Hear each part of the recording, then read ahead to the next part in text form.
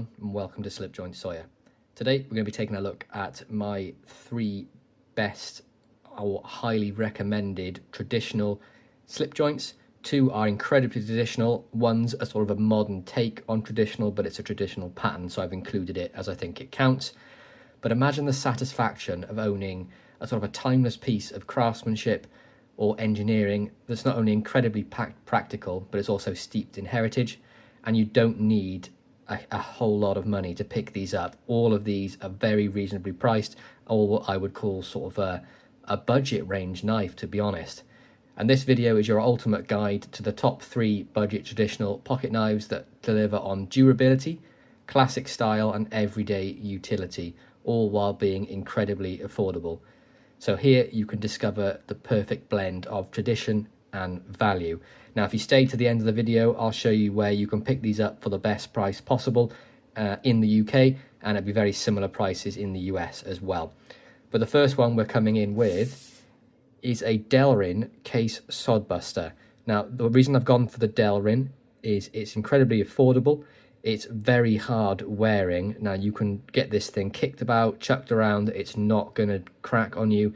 It's a very sort of flexible, well, Delin or the synthetic they use, not like the bone. Now, the bone ones are beautiful, but they're a lot more expensive, and it's quite thin, the bone, so I would imagine it's quite prone to cracking. I've never actually had one crack, but I've not dropped one on the floor.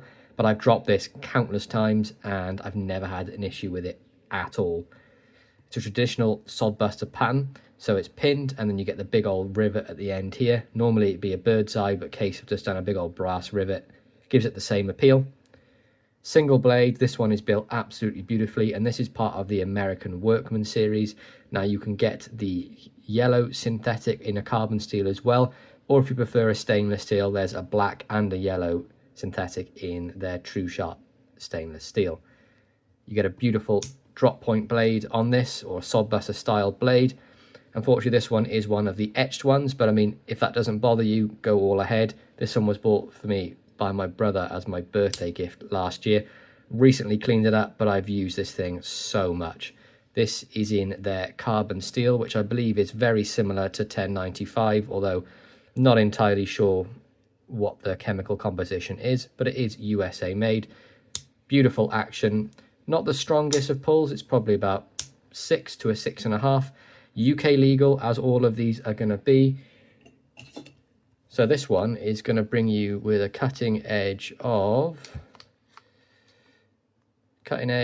just over 2.5 inches and a closed edge of 3.6 inches. So a very capable knife, one that's very robust and will stand the test of time. And this one is definitely full of heritage. So there's the first one, the Case Sodbuster Jr.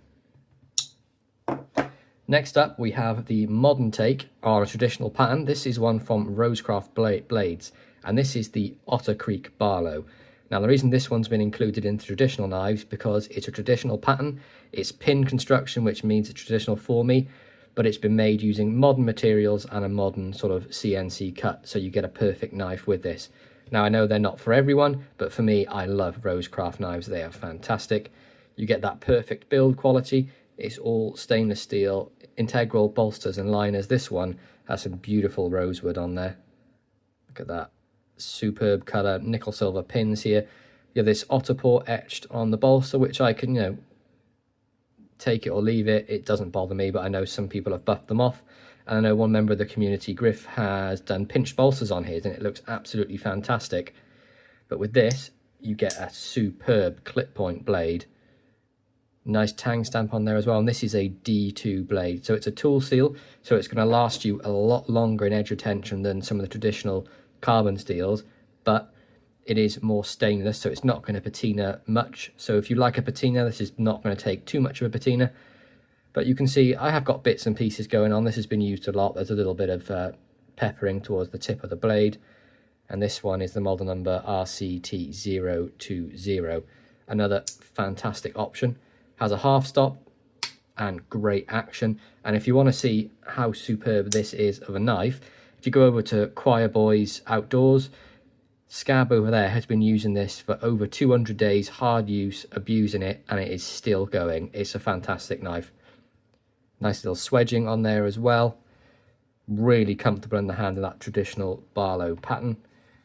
Cutting edge was looking on this one is pretty much about the same, 2.5, and the close edge on this one is about 3.5 inches. So again, a very pocketable size, a very capable knife, one that's definitely going to stand the test of time. This, you can abuse these things and they will just take it. So there's the second one, the Otter Creek Barlow.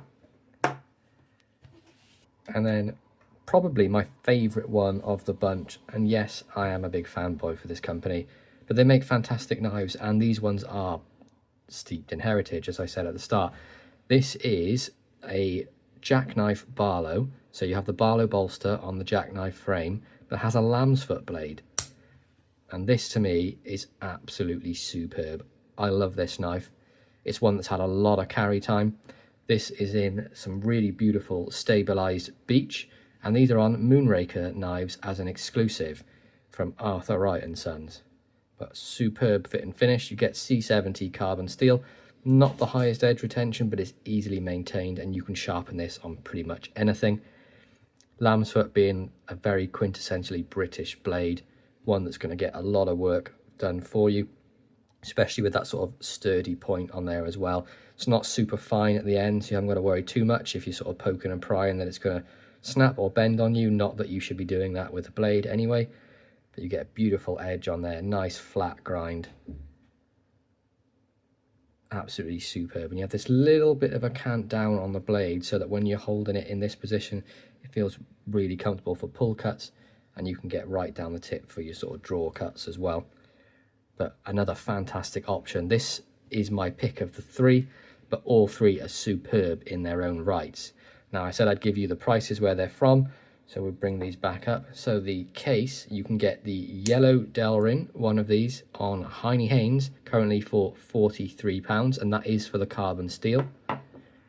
Also on Heine Haynes, you can get the Rosecraft Blades Otter Creek Barlow for £60, this coming in being the most expensive of the three, but does have the uprated blade steel being D2.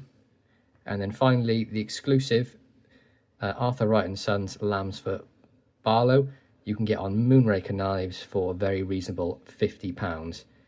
And honestly, this is the one I would go for, but all three are superb. But I hope you guys enjoyed this video of my three best traditional knives really that you can pick up in 2025. All of these I would recommend to anyone without a shadow of a doubt. But I really hope you enjoyed this. If you did, please be sure to like, subscribe, and ring that bell for notifications. And I'll catch you guys in the next one. Peace out.